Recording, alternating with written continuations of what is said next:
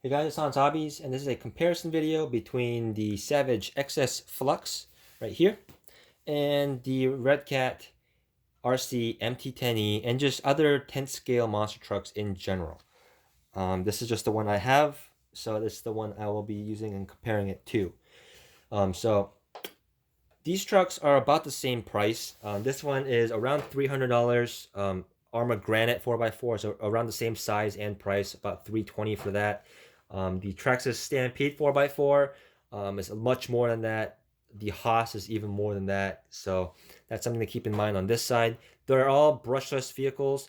The Arma and the Stampede are available in brushed form, so for a little bit less money. So if you're not really into or don't need the brushless power, you can consider those for a little bit cheaper price. The Savage is brushless only and is available for around $320.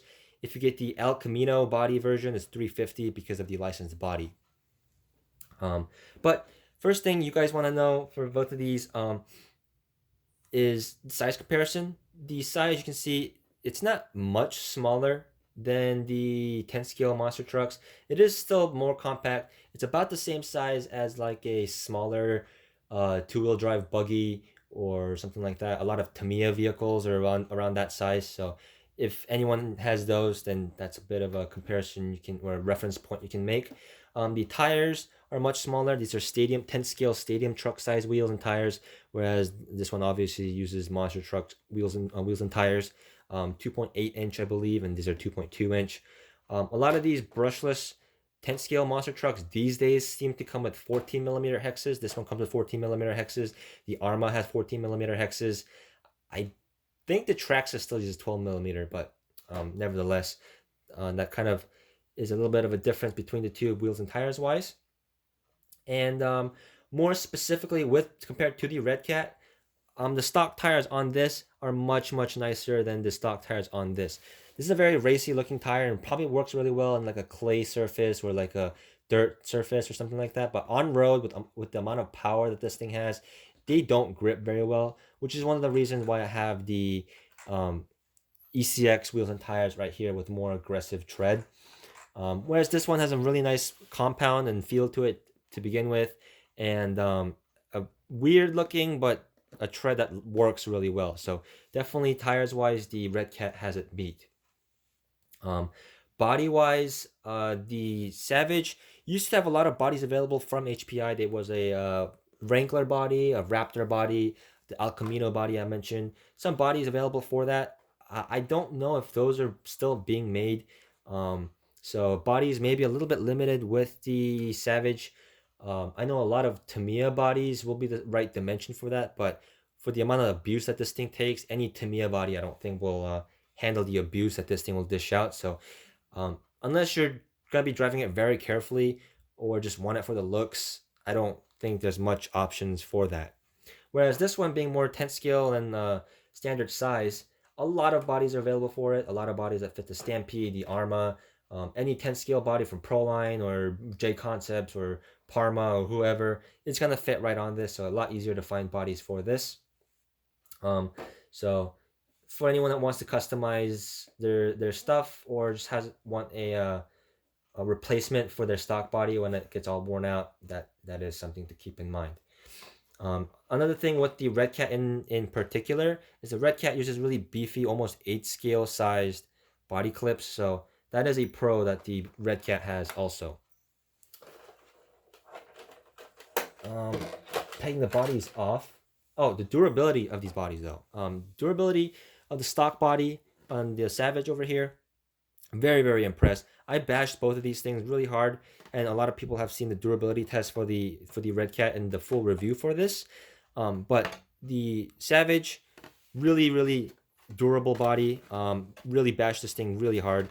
Nothing but scratches on it, a little dents in the back. The sticker is kind of chipped off, but other than that, no real damage to this, and actually really impressed with the durability of this body. It's also really thick and really nicely molded, so that's really nice. Objectively and subjectively also, I think the body looks pretty good. So the color scheme and the paint scheme and everything, I think it's a pretty cool looking body.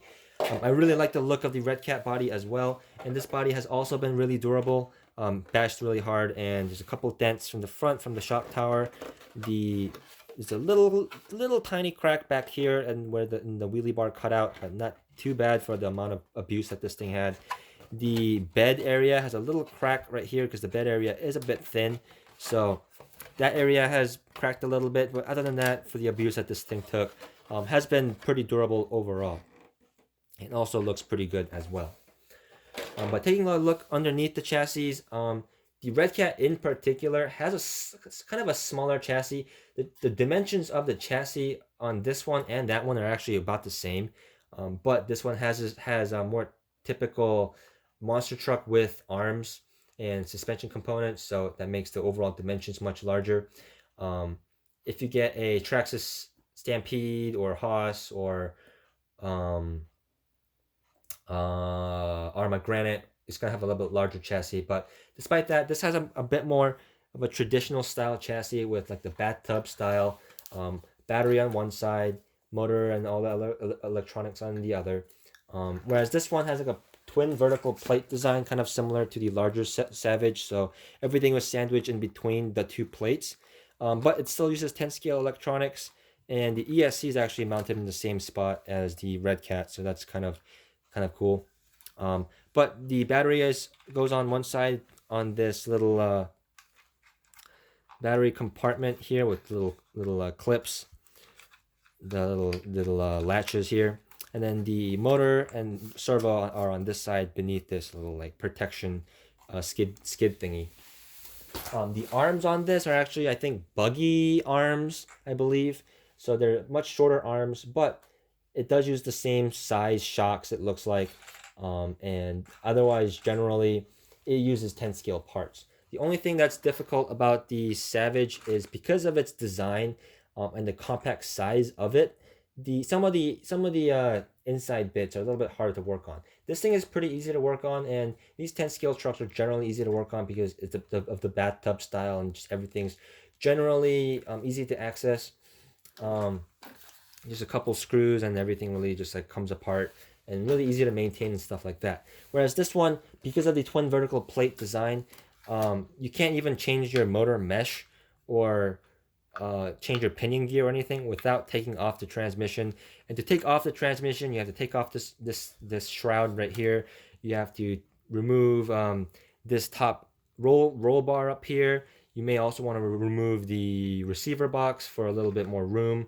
And then you have to unscrew the entire transmission, and then you can get into the motor. So a lot of fiddling, a lot of screws to work on this thing, which is a little bit annoying for a lot of people. I don't think it's too bad because I don't mind really wrenching on the trucks, but for people that really want to minimize their wrenching time and do a lot more driving with them, that might get a little bit old for some people. So that is something to keep in mind. The driveline, they're both full metal transmissions. This one, metal transmission, you can hear that.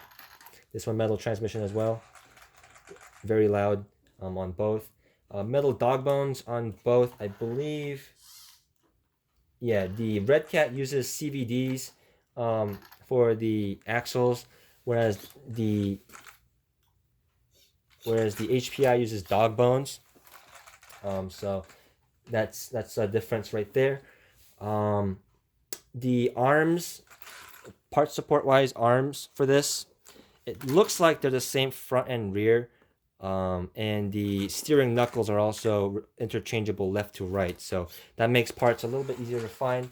Parts for this are also the arms the same front and rear. The knuckles are even the same front and rear, so suspension parts wise, really easy to find parts for that, so that's pretty cool.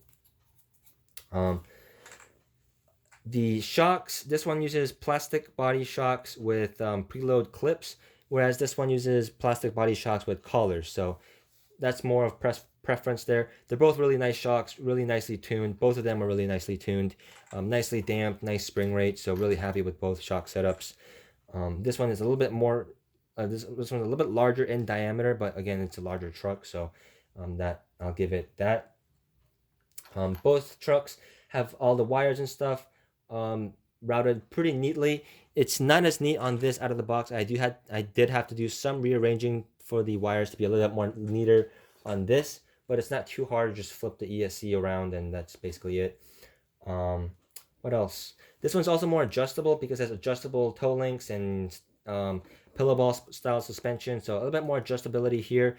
This one, they decided to not give you any adjustability for durability, so not really complaining about that. You don't really need that much adjustment for these kind of trucks, so not a big deal there. The main issue I had with this truck is the slipper clutch on this will tend to back off and slip. So every battery pack or so, you kind of want to tighten down that slipper clutch again, which is a little bit annoying because this transmission is shoved in there. If you shove a pair of pliers in here in this gap, you can adjust it without taking it apart. But some people may find that a little bit annoying, and it's just a matter of the design of the transmission. The slipper clutch is inside the transmission along with all the grease and stuff, which is kind of a dumb design in my opinion. So a bit of a downside with the transmission design of that. This one doesn't have a slipper clutch at all. It's just a solid spool. So that's good, and it's not going to slip, but also not as good because under like really heavy use, some people have ended up breaking the center drive cups of these. So that is the downside of not having a slipper clutch. So something to chew on there, I guess. The other thing is other durability aspects. Both of them have been pretty durable. This one frequently broke the steering, the servo horn. It also broke a stub axle. It also broke what else did it break? Oh, it didn't break it on mine, but like I mentioned, some people end up breaking some of those center drive cups. So some stuff to keep in mind with that. But most of those breakages are if you run it on 3S, other than the servo horn that still tends to break on this. This one on 2S, it did break a lot more parts. It broke the body mounts here. It broke this roll bar up here. It cracked the chassis. Though the chassis cracked because I jumped it around 10 foot in the air, slammed it into a metal rail at like below freezing temperatures, so not really mad at this part for cracking. But other than that, overall durability wise, I cartwheeled this thing a lot, and none of the A-arms broke, none of the suspension parts broke. The bumpers didn't even break. So durability of this thing, if you drive it in warmer weather, it may be really good and pretty durable. This one was driven in about the same conditions and it broke. Granted, a little less parts, but it doesn't go as fast as this one does. This one has a lot more power than this, so any crashes with this thing are going to be more catastrophic than with something like this. I can't speak on the durability or the power of the Haas or the Granite or anything, 'cause I don't have experience with those. But those are some things to keep in mind and kind of consider if you're in the market for one of these trucks, and kind of wanted to see the pros and cons and comparison between the two. So overall, I won't really make a decision for you. If that's up for you to decide. But overall, I think both of these are really cool trucks. They're both really fun to drive. Both kind of fulfill the same purpose. The only thing that this thing has over the Redcat is the power, and the smaller size is good for some people. Some people may want the standard size. So again, sorry about that. That's up to you to decide. But overall, both trucks are pretty durable, really fast, and really excited to drive both of these things. And either way, I think you're going to be relatively happy no matter which truck you choose. But if you can have only one of these, I hope this video will help you make that decision. So if you guys enjoyed this video, find it entertaining or informative or anything like that, you can subscribe, comment down below, give me a like, all that YouTube shenanigans, and comment down below and tell me which one you decided to get or which one you think is better. So with that, I thank you guys again for watching, and I will see you guys next time.